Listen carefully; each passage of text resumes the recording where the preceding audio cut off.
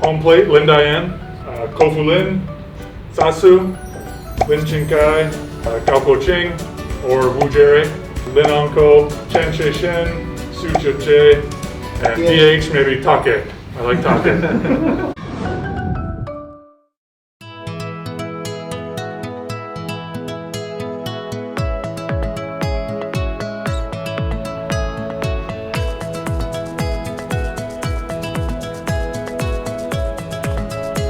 Yeah, it's an adjustment for sure for foreign players to come here.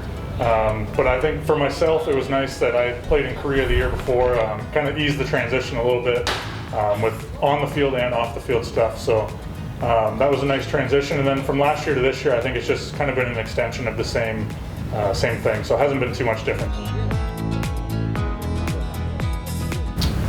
Last year was my first time playing in Taiwan and Asia in general, so it was quite the experience. Definitely felt like a whole different world, and I was very excited to join the Uni Lions. I'd heard a lot about the success they've had, and I was just day one just welcomed with open arms and just a lot of help from the team to make me feel comfortable. I really enjoyed my time here, and then this year I was able to bring my wife, which was an awesome experience for us to share. And it's just been a great ride ever since then. I've really enjoyed my time here in Taiwan. I think it definitely is something to get used to here. For me, it was more the heat, like draining energy. The sweat I can deal with, like towels and rosin bag while you pitch. The big thing for me is just drinking a lot more water than I'm used to, trying to stay hydrated as best I can, and taking rest when we can. So that's kind of how I've dealt with it. For me, when I got here last year, I had a huge beard and I had a lot of hair, and I had to change and shave that all off pretty much because it was way too hot to have all that on me. I sweat a lot. I still sweat a lot. I'm the same as Brock. I have to drink a lot of fluids. I have to dry off in between innings. I have a nice big fan I go sit in front of in between the innings to help get rid of some of the sweat. And the energy, that just comes as the season goes on. You just make sure you're eating right, you're sleeping a lot, and that you're also training in the heat. You're doing some running and stuff like that to help keep your energy up during the season.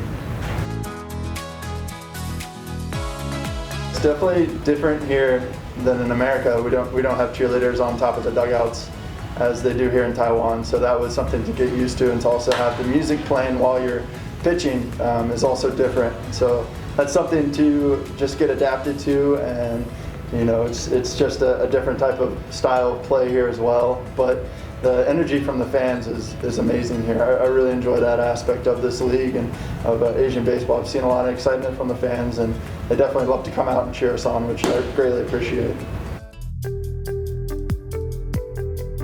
For chopsticks, I learned that in Korea. I definitely didn't know how to use them before that. But yeah, I was hoping to play Korea, Japan, Taiwan for as long as I could, so I wanted to kind of adapt as quickly as I could and kind of be part of the culture. So I wanted to learn chopsticks as fast as I could. So that year is when I learned, and I've just gotten better as time's gone on. For me, I had used chopsticks before in America, just eating at a sushi restaurant. When I got into pro ball, we got to eat. And as far as adapting here in Taiwan, I feel like that's just part of the job of baseball. You get to travel a lot, you get to go to a lot of places, so it's important to me. I feel like it's important to go out and eat some food, get to meet some people around, and I think you feel more comfortable as a person off the field, so you can play better on the field.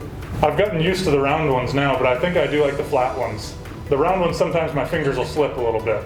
The flat ones are a little easier. A yogurt parfait, beef and cheese. Yeah, so I started my YouTube channel.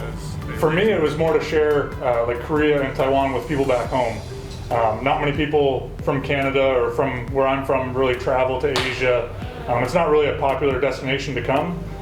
So I just felt like I was experiencing a lot of cool things that I wanted to share with people in Canada and my friends and family. So that's why I started the channel. And then I realized that a lot of fans in Taiwan and Korea were watching the videos, so that's where I decided to add subtitles. Kind of interact with the videos and understand what's going on. Yeah, so I saw Brock had some videos from Korea, and that's kind of where I got the inspiration for some of my content on my YouTube page, was to document Taiwan, to share with my family and friends back home.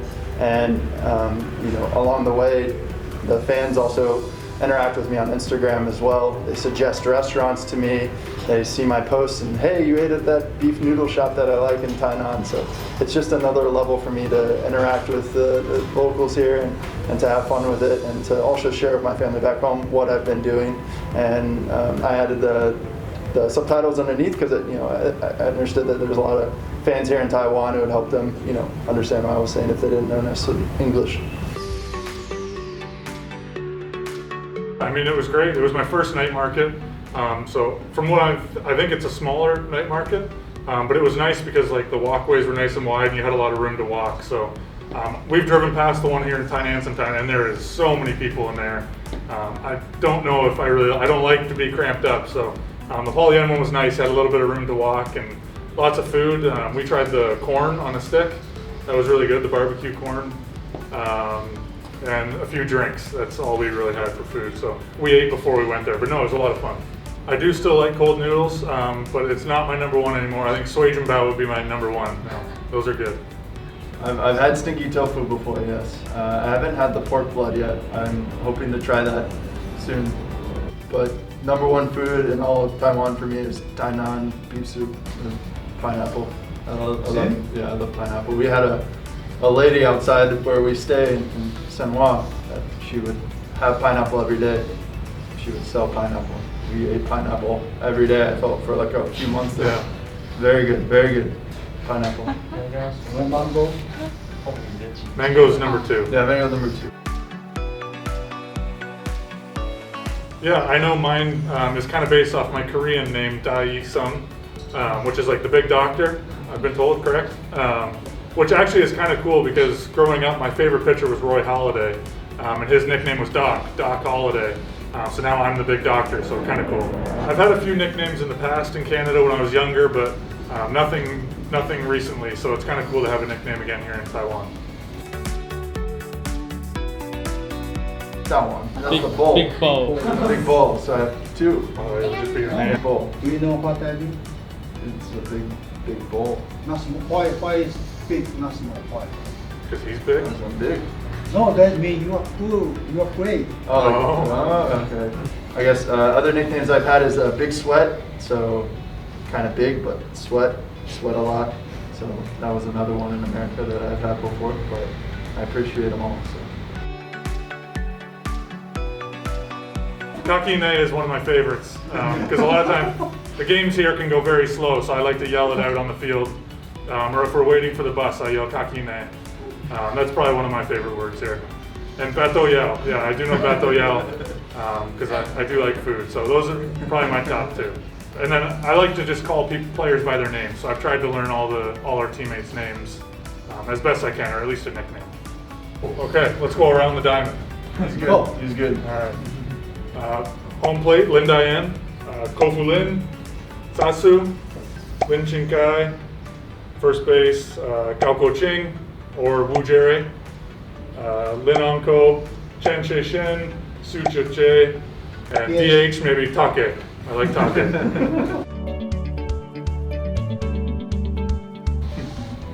ETN, little. Jayo. You know, there's a lot. There's a lot to learn. Ni hao ma. Hello. Jababwe. Oh, I did learn Dajahao. Dajahao. Yeah. So I walk in the locker room, Dajahao. If I'm at the shop, Hao Gui, Bu Hao Gui. It's too expensive. No. Yeah, I've said it before. Monster and I get along really good. So we have a lot of fun. He tries to speak a little English. I try a little bit of Mandarin, but yeah, do the best we can. But just having joking with each other and always kind of we help each other, but we also make fun of each other. So it's a lot of fun. Me and Fulin always talk a lot. He played in America, so his English is really good. So me and him are able to talk a lot. And I've always wanted to be a third baseman, so I feel like I always try to live through infielders sometimes, and try to cheer them on. But he's a good teammate.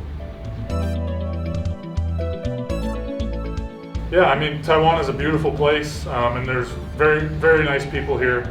Like Tim said, from the moment we've got here, everybody's been willing to help. So, yeah, it's a beautiful place with great people, and I think that's the best way to describe Taiwan. For me, it has to be welcoming. Just a very welcoming country. Everybody here is so nice and just very open to helping you. You know, if you look like you need some help to find your way around town or find something to eat, everybody's willing to drop what they're doing to help you out, and it's very nice. So you've tried Stinky Toad already, and you like it?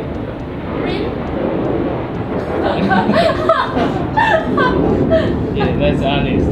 It was so good. I just thought it's so good. I won't mess it up. Try it again. The media, they don't like pineapple. Eating the pineapple in a can. Because that means we will have a long game. Oh, Like extra innings or then I'm done maybe eating pineapple. 5 or 6 hours in a Yeah. game. But to a basketball player is good because that means pineapple in Taiwan pronunciation in Taiwanese that means good luck, Okay. best wish. So if the team losing your role, they will paint the pineapple. Yeah. You know, we Yeah, say I've seen several that. times, but to the player, to the team, it's good, but to media, it's bad. Okay. Maybe I'm media then, because it seems like we have 4 or 5 hour games every night here. But the taste of it is very good.